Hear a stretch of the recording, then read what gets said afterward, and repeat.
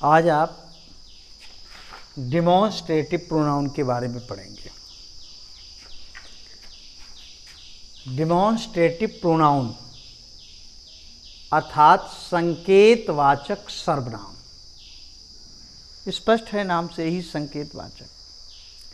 The pronoun which is used in pointing out any noun is called demonstrative pronoun. वे सर्वनाम जो किसी noun को संकेत करने के लिए प्रयोग किए जाते हैं वे डिमॉन्स्ट्रेटिव प्रोनाउन कहलाते हैं। Demonstrative pronoun this, these, that, those, such होते हैं। ये संकेत करने के लिए होते हैं, जैसे दिस इज ए बुक। पास की वस्तु के लिए दिस और दूर की वस्तु के लिए दैट। सिंगुलर में, प्लूरल में पास के लिए दीज और दूर के लिए दोज का प्रयोग किया जाता है। ये दिस सिंगुलर है और दीज प्लूरल है। ये दोनों पास के लिए प्रयोग किए जाते हैं, पास के लिए, नज़दीक के लिए। दैट सिंगुलर, दोज प्लूरल, ये दोनों दूर के लिए प्रयोग किए जाते हैं। सच मीन्स होता है ऐसा।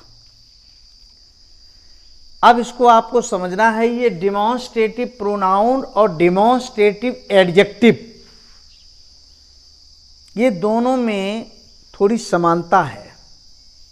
डिमॉन्स्ट्रेटिव प्रोनाउन और डिमॉन्स्ट्रेटिव एडजेक्टिव में थोड़ी समानता है, उसको समझना है।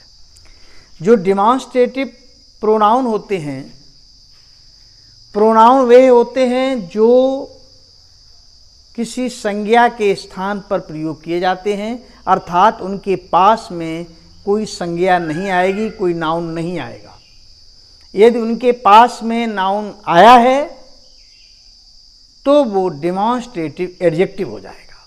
जैसे एग्जाम्पल के तौर पर देखेंगे, डिमॉन्स्ट्रेटिव एडजेक्टिव है, डिमॉन्स्ट्रेटिव प्रोनाउन में है this is a good garden. यह एक अच्छा बगीचा है। ये डिमॉन्स्ट्रेटिव प्रोनाउन है, दिस यहां पर ये। और यहां पर दिस गार्डन इज गुड, वाक्य वही है, यह बगीचा अच्छा है और यह एक अच्छा बगीचा है। दिस गार्डन यहां पर नाउन दिस के साथ आ गया है, इसलिए डिमॉन्स्ट्रेटिव एडजेक्टिव है। और इसको इस तरीके से जब लिखेंगे this is a good garden, तो ये डिमॉन्स्ट्रेटिव प्रोनाउन है, सिंगुलर में है। फिर दूसरा, दीज आर ब्यूटीफुल फ्लावर्स, ये सुंदर पुष्प हैं। अगर इसको डिमॉन्स्ट्रेटिव एडजेक्टिव में हमें लिखना है तो हम लिखेंगे these flowers are beautiful. These flowers are हो जाएगा, दीज फ्लावर्स आर ब्यूटीफुल। फिर है दैट इज माई ब्रदर, वह मेरा भाई है। इसको जब डिमॉन्स्ट्रेटिव एडजेक्टिव में लिखेंगे तो बन जाएगा दैट ब्रदर इज माइन। ये जो माइन का प्रयोग है पीछे आप पजेसिव प्रोनाउन में आपको पढ़ाया गया था, उसको देखें, उसको समझें, अपने आप क्लियर हो जाएगा। फिर दोज वर टाल गर्ल्स, वे लंबी लड़कियां थीं। Next, such is his mercy, ऐसी है उसकी दया। सच ये सिंगुलर में ही आता है, प्लूरल में नहीं आता है। सच इज हिज मर्सी, ऐसी उसकी दया है। अब यहां पर कुछ चीजें आती हैं जो बड़े ही समझने की होती हैं। उसमें ये नीचे देखें, नीचे सेंटेंस, बड़ी कक्षाओं में या छोटी कक्षाओं में भी अगर इसको एक बार आपने समझ लिया जीवन में नहीं उतरेगा। से लिखा हुआ है dogs and cows are both useful animals. इसका अर्थ है कुत्ते और गायें दोनों लाभदायक जानवर हैं।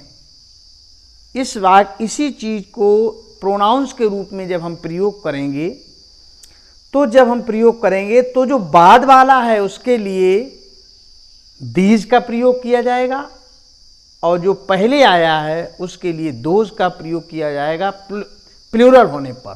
और जब ये सिंगुलर में हो तो जो बाद वाला है उसके लिए दिस और जो पहले आया है उसके लिए दैट का प्रयोग करना पड़ेगा। एग्जाम्पल में देखेंगे, dogs and cows are both useful animals, फिर उसी से लिखा दीज गिव अस मिल्क, ये हमें दूध देती हैं, अर्थात काउज बाद वाला ये। And those look after our houses, और वे हमारे घरों की रखवाली करते हैं। दोज डॉग्स, ये दीज काउज। अगर दिस दैट है तो बाद वाले के लिए दिस और पहले वाले के दैट का प्रयोग करना पड़ेगा। इंपॉर्टेंट सेंटेंस है। अच्छा, ये जो this kind of man is costly, ये काइंड ऑफ या सॉर्ट ऑफ का प्रयोग होता है। इस तरीके की वाक्य भी डिमॉन्स्ट्रेटिव प्रोनाउन में आते हैं। इसका अर्थ है इस प्रकार का pen, this kind of pen का मतलब इस प्रकार का पेन महंगा है, इसी प्रकार इस प्रकार का व्यक्ति अच्छा होता है। तो this kind of pen, this kind of man, this sort of man, इस तरीके का प्रयोग करते हैं। इसमें अगर प्लूरल है तो प्लूरल वर्ब आएगा, सिंगुलर है तो सिंगुलर वर्ब आएगी। यहां पर आप देखेंगे कि ये जो सेंटेंस है बहुत ही इंपॉर्टेंट है, बड़ी कक्षाओं में बहुत आता है और जो नौकरी इत्यादि के लिए जाते हैं, टेस्ट की तैयारी करते हैं, उसमें भी आता है।